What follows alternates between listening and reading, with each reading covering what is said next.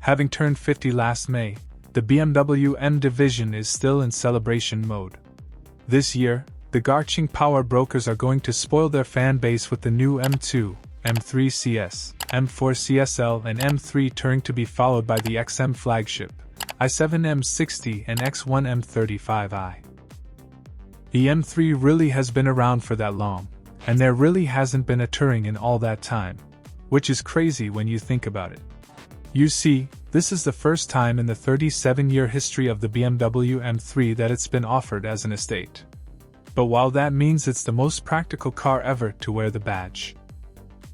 The new BMW M3 Touring is the high-performance version of the 3 Series executive car that will appeal to dog owners. Undoubtedly, it is the fastest, baddest and loudest estate car the German makers ever built, and it sports styling and a range of colors that are designed to shout "look at me." It'll be bought by confident types with deep pockets, who will appreciate a combination of searing performance and real-world practicality, and won't mind too much at its loud exhaust and heavy fuel consumption. Number 1. Performance. It's fast, and your experience will be dominated by that. In a world of superfast EVs such as the Kia EV6 GT or Tesla Model 3, the M3 Touring uses the same twin-turbocharged 3.0-liter engine as the saloon. The maximum power and torque figures of 503 brake horsepower and 479 pound-feet no longer have the wow factor they might have done once upon a time. But for a combustion engine car that you can throw your stepladders in the back, that's still mighty impressive, and it comes with traction-enhancing four-wheel drive as standard to help you make the most of all that power. The result is 0 to 62 miles per hour in 3.6 seconds, which is just 0.1 seconds off the time of the equivalent saloon and half a second quicker than the rival Audi RS4 Avant can manage. It even trumps the 3.9 seconds time of the Alpina B3 Touring, which is itself based on the 3 Series. Meanwhile, the M3's top speed is limited to 155 miles per hour, unless you specify the M Driver's package, which raises it to 174 miles per hour. Impressive as the numbers are, they don't fully do justice to the engine. The power delivery is not peaky at all, with its S58 straight-six turbo pulling hard and strong from low revs and in a near-linear fashion. There's some throttle lag below 2500 RPM, but it's negligible really, and the transmission compensates if you're not shuffling it yourself. The trade-off is the sheer energy at the top end, urging you on to wring it out all the way to 7600 RPM, and coming back for more. Performance is further aided by snappy gearshifts, despite the M3 using a conventional 8-speed automatic box rather than a more exotic dual-clutch setup. BMW's done a great job with the M3 Touring soundtrack too.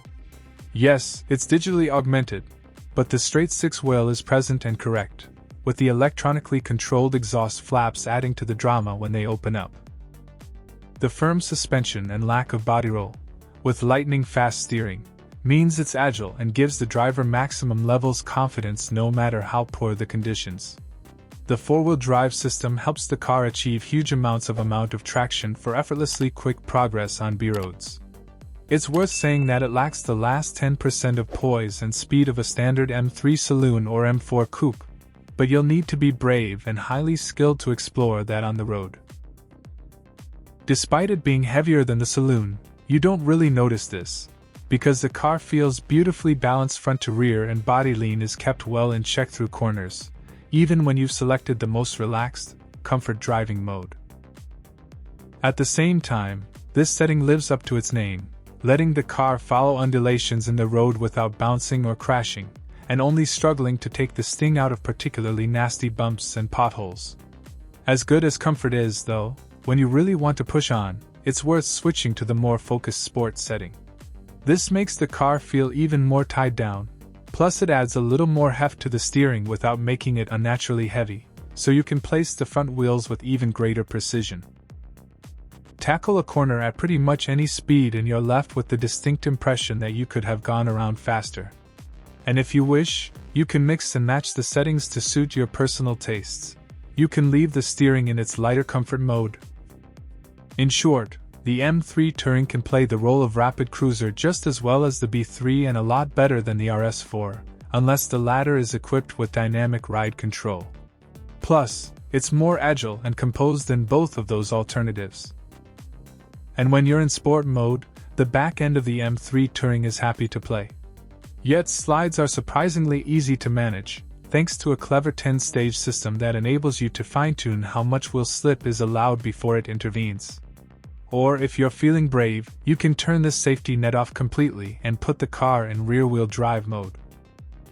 The automatic isn't quite dual-clutch fast and doesn't have that sense that inertia doesn't exist, but the short intermediary gears do create a real urgency and help convey the feeling that this is a properly on-it performance car that just happens to have 5 doors.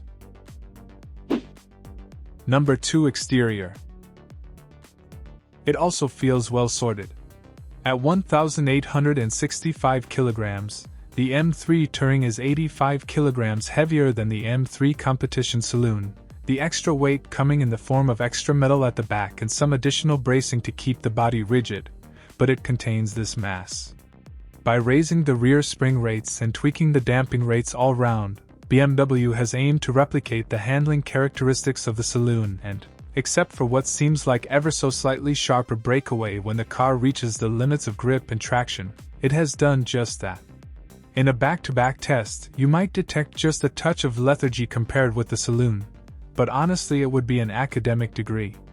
Fact is, the most practical car in the M3 lineup is one that still devours cross-country driving, remaining amazingly assured and precise on ducking, weaving, wet B-roads. Any concern that this generation lacks attitude or tension should be answered by the rear, which is easily the Touring's best angle. The arches are downright rude, like the track of an M5 has been crammed in there and is fit to burst out, with the 20-inch wheels wedged in perfectly. The way the rear lights meet a crease in the bodywork only serves to make the M3 look even broader, and the quartet of exhausts appear bigger than ever. It comes together so well it's almost like the M3 and M4 were designed around this model first, rather than the other way around. Shorn of its badges, you'd know it was an M car. Just an M car with the dog hatch rear screen. Everywhere else is brilliant. However, the profile is made to seem interesting partly because an M3 Touring has actually happened, and it's hard to get over it. But in the always subjective visual race for admiration, it probably overhauls the two-door M4. The sculpting of the doors and the flanks works well, and the black along the sill enhances its hunkered-down stance. Number 3. Interior. The interior features seatbelts finished in M Division colors, a bright red starter button, some carbon fiber dashboard trim and a sports steering wheel with contrasting stitching. However, aside from this garnish, it's much like that of any other 3 Series. In addition to fancier seats, the M Carbon Pack mentioned earlier brings carbon fiber door mirrors, side vents and bumper inserts, and a carbon fiber rear spoiler. But even if you don't tick this box on the options list, there's no mistaking the M3 for a regular BMW 3 Series Touring, thanks to beefier wheel arches and bumpers, quad exhausts and a huge, vertical front grille. The M3 Touring is the first M model equipped with the latest 8th generation operating system and the new curved display that spans 2/3 of the distance between both A-pillars, which united the infotainment and instrumentation behind a single curved piece of black glass. Although the fully digital cockpit results in fewer buttons and switches, ergonomic progress is debatable and the funky graphics mark a sad departure from the once clearly legible round instruments. Tall drivers need to bend forward to reach the distant display. Simple items like seat heaters and temperature controls require multiple stabs at the monitor. And although most vibrating and blinking assistance systems can be deactivated step by step, they are back in full force after every engine restart. You can still control it without touching the screen using the touch-sensitive control wheel in the center console. It's simple to use but customizable and complex if you want to delve further in. While most functions must be accessed by the touchscreen, others can be summoned via voice control, which even operates the power windows. New additions to the equipment list include the drift analyzer, lap timer, tire pressure and temperature readout as well as 2 graphs depicting longitudinal and lateral acceleration. You get wireless Apple CarPlay and Android Auto and the BMW ID system that allows you to transfer personal settings between vehicles using the My BMW app and a smartphone. BMW Connected Drive means the latest 3 Series can receive over-the-air updates too. What's missing is a purist black panel showing nothing but speed, revs and gear, plus perhaps a pair of low fluid level warning lights. After all, the M3 Touring is not a car for poseurs, gamers and wannabe racers. First and foremost, it addresses purists and dedicated drivers who are not interested in the brimborium that fascinates social media stars and marketing wizards. Number 4. Space and comfort. Any passenger over 6 feet will be accommodated well enough behind a driver of the same height, with headroom to spare in a comfy pew and seemingly unimpacted by those arches. Rear passengers, meanwhile, don't get quite as much space as they do in the RS4. But headroom in the back seats is improved over the saloon, and there's good legroom available even behind those chunky carbon seats. In fact, the only uncomfortable thing about this special car is getting over the lip of those seats on your way out, and if you don't like the sound of that, you needn't add them. There's plenty of adjustment too, with the driving position easily tailored for those who like to sit lower with the wheel in their lap. The boot of the M3 Touring has a 500-liter capacity, which is 20 liters up on the saloons and fractionally larger than the RS4 Avants. It is large enough to swallow your holiday luggage without resorting to a roof box. However, the RS4's is wider between the rear wheel arches, so it's better suited to IKEA runs. Then again, the M3 Touring does have useful details such as 40-20-40 split folding rear seats and rubber strips on the boot floor to prevent luggage from sliding around.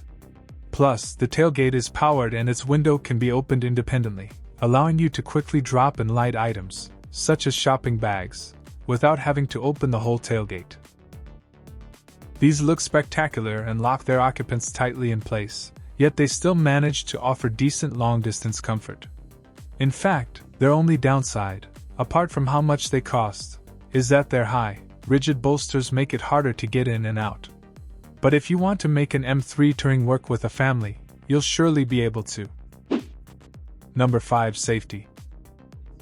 Like most modern cars, the M3 Touring is packed with huge amounts of driver assistance technology, intended to help the driver get out of trouble if they get things wrong.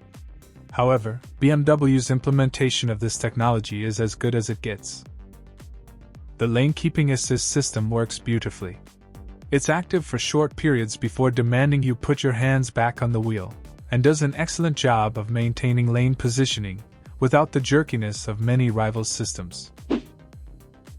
Number 6. Rivals and their pricing. When you've decided on your perfect spec, the M3 Touring starting price of £85,000 will likely be approaching 6 figures. BMW M3 Touring competes with the Audi RS4 Avant Vorsprung, with an estimated starting price of £82,200, and the Mercedes-AMG C63 Estate with a starting price of £82,658. Overall, the M3 Touring is deeply compelling and controversial grille put to one side, deeply desirable.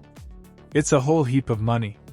The first and perhaps the last M3 Touring really is all we wanted it to be. But let's be honest, 9 times out of 10, the M340i Touring scratches the same itch. M's 50th birthday present to itself might be practical, but does it really offer enough magic over an M340i? Tell me in the comments down below. I hope you enjoyed this video. Thanks for tuning in to Smoky Media. If you haven't already, be sure to subscribe to our channel and hit the notification bell so you never miss an update. Don't forget to give this video a thumbs up and leave a comment below with your thoughts or suggestions for future content. Thanks again for watching, and I'll see you in the next one.